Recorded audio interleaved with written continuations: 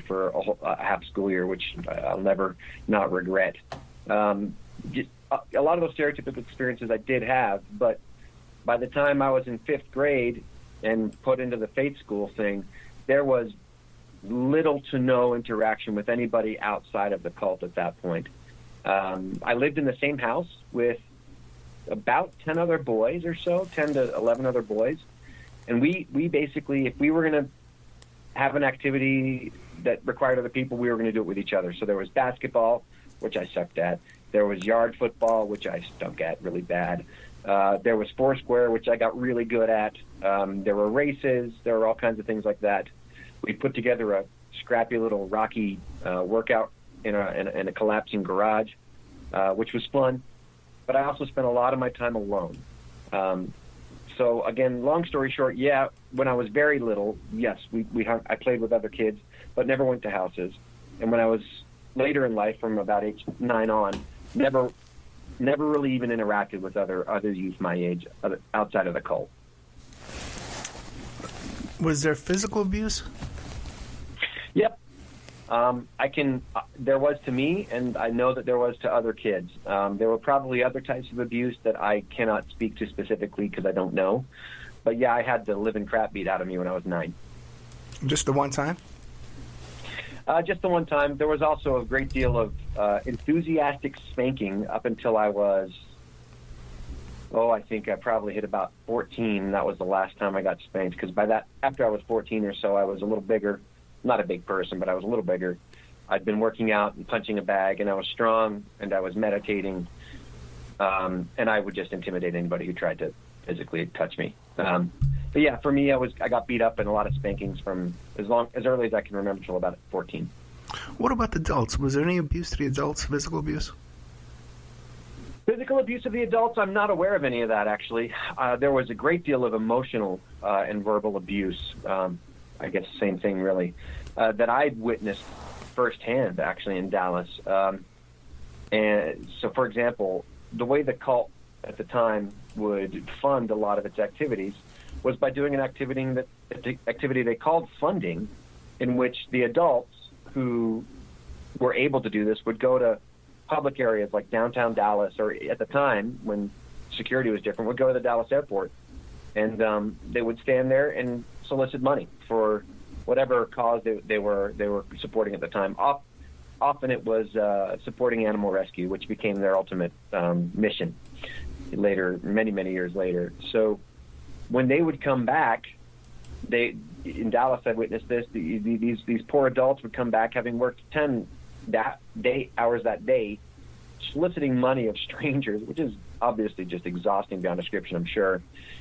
And they would be yelled at, just harangued by this leader of the branch to do better, to get more, to work harder, to find new ways to fill their buckets fuller. It was unfortunate. But the majority of the verbal abuse was really directed at the kids. What were the beliefs of the cult? I know that there was different aspects of Satanism. They felt that Jesus and Lucifer were brothers and sisters, and there's elements of Nazism. What was going on? Oh, I don't know. Oh, man. What's going on, bro? there's so much there, brother. So it started, if you don't mind, I can give you a bit of a context. Is that okay? Yeah. Yeah. So just a quick context of the cult is that it started off at Scientology in Oxford, and these two founders of what ultimately became this cult, Marianne McLean and Robert de Grimston, they got married. They left. They were kind of forced out of the Scientology because they were doing their thing a little bit different from everybody else. They started their group called The Process. They turned it into the Process Church of the Final Judgment, then the Process Church of the Second Coming or something like that, and then it schismed into the Foundation Faith of the New Millennium, then the Foundation Faith of God, and then it dropped all religion in 1995, I think. But when it was The Process, what you described about Satan, Lucifer, God, Jehovah, or Jesus, Jehovah, they saw those as four kind of different facets of a godlike deity persona that actually were the representatives, in a way, of humanity's core personality traits. and some people would lean more towards the Jesus side or the Lucifer side or the God side. And so I'm probably misrepresenting that in some specifics, but that's generally what they believed. And so there, technically, yes, that's Satanist, but in every other way, it's not Satanist, because there's no, none of that negative weight connotation with the Satanism. They just said it was all part of who we were as people. There wasn't evil attached to Satanism or Lucifer. It was just different aspects of personality and different aspects of people. But there is no question that they brought on a lot of the myths and a lot of the attitudes, because they wore big black cloaks lined red and purple. Yeah. And they wore these giant iron crosses, and sometimes even wore amulets that were goat heads, which just blew my mind. So I feel it's a little specious sometimes when there would be arguments coming back from these folks that we weren't Satanists, but they kind of wanted to be seen that way. I didn't see it seemed harmless to me when I look at it now, except for that when I saw this documentary called Sympathy for the Devil, ? The True Story of the Process Church of the Final Judgment. I had my skin crawl a lot throughout that one. That was weird. But I was in the Foundation Faith of God, which was what it evolved into after schisming. And it didn't preach any of those kind of persona, Lucifer, Satan things that I recall. It just preached a really kind of plain, capricious God who hated people and only loved the people in this cult.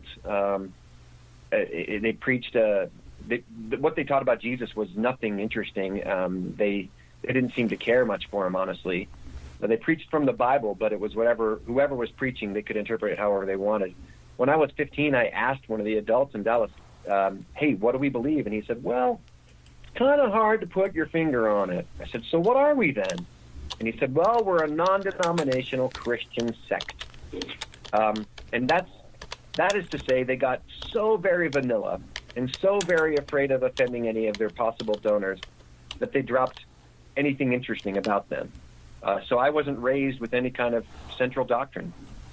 I was raised with basic Christianity that evolved a lot from, at a time the cult considered itself born again. We said some funny things during that period of time. Like one time, for about, I think, 2 or 3 years, on the Sunday celebrations, the leader of the celebration would say, okay, I am born again because I can, I am born again because I can be better. I'm born again because I accept Jesus. I am born again because I can serve people. And everybody around the room, it would go around the room, and everybody would have to say something, and it would have to be different. You get to the kids who really don't care about any of this, and we just come up with something random and try not to get in trouble for it later. But that is the way I was raised, kind of a mutt theology that really made no sense to me and really made no sense to anybody else. It was odd.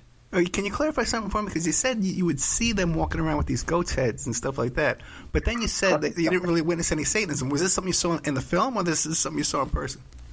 Oh, yeah. So when I have memories until I was about the age of 3 or 4 where the cloaks were still being used. Wow. The red-lined black cloaks.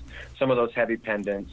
And I never saw a goat's head myself, but the documentary, I think, refers to it. Gotcha. But there's no question that they were looking for the theatricality, that they were looking for some of that fun in their mind, I think. Colorful stuff. And, I mean, there's another myth, if you don't mind me mentioning it. Maybe you're going to mention it later, about Charles Manson. Yeah.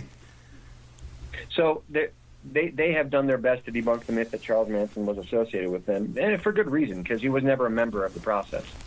However, after the murders and after he was put in jail, they reached out to him while he was in prison and asked him to write an article for their magazine.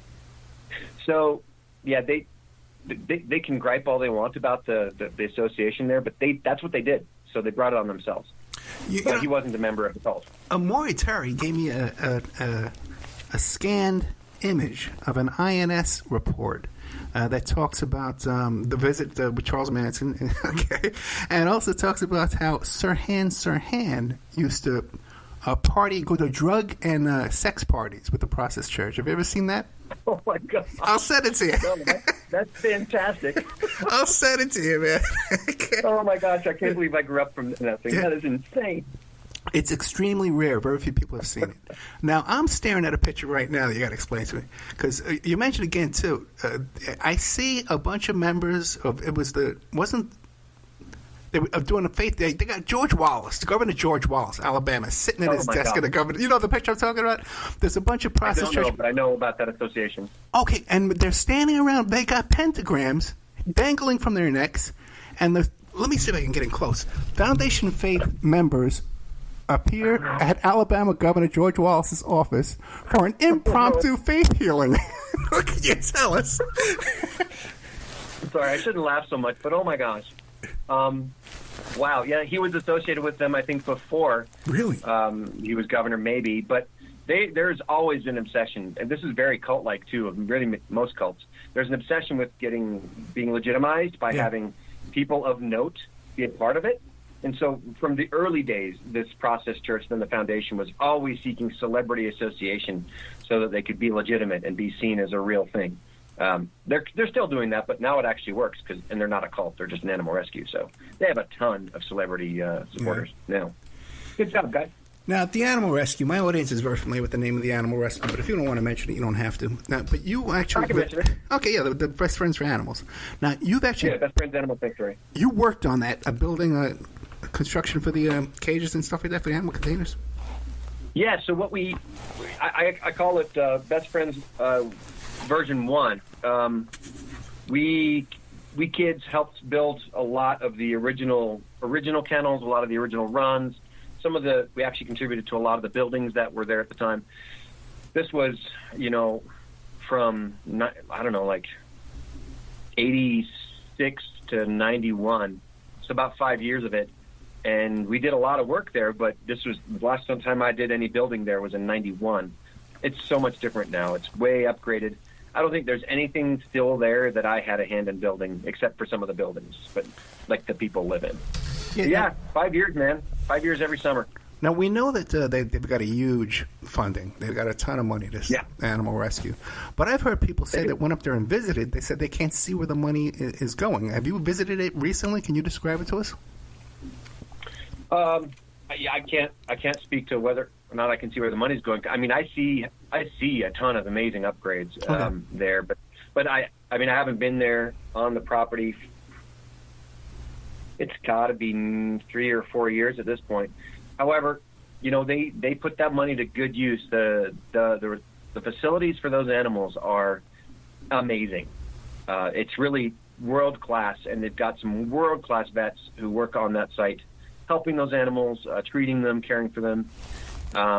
The cat runs are kind of astonishingly rad, and the buildings that people live in are great. They've been kept up well. A lot of them are the original ones that I helped work on. But, they got, I don't know. I could see where all the money would go with all their, nationwide outreaches that they do. They send people all around the country trying to support no kill and all that stuff. I can't speak to any kind of mishandling of funds at all. I have no idea. Okay, now when we talk about George Wallace, what are the politicians? And by the way, was he aware of the background? Because they're wearing pentagrams.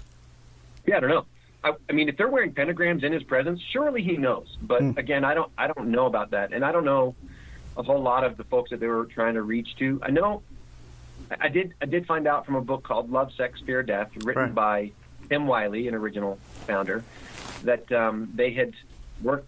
They'd almost gotten Allen Ginsberg to join, which just blew my mind. That's a notorious, infamous guy. Other than that, I'm not aware of any other folks that were associated with them, of note, if you know what I mean. Yeah, George Clinton from Funkadelic was a member. That's right. That's right. Oh, my gosh, yeah. And there's a photograph of one of the magazine covers with Mary Tyler Moore. You got to wonder. There is? Yeah. But I think she was just walking by, and they stopped her in the street in London and stuff. Oh, like a sniper sharpshooter shot. That's funny. Oh, my gosh. That's such desperation. Now, how about, what was it, the Indica Art Gallery in London? What was the connection to the Process Church? Do you know anything about that? The Indica Art Gallery? Yeah, the Indica Art Gallery, which is actually where John met Yoko.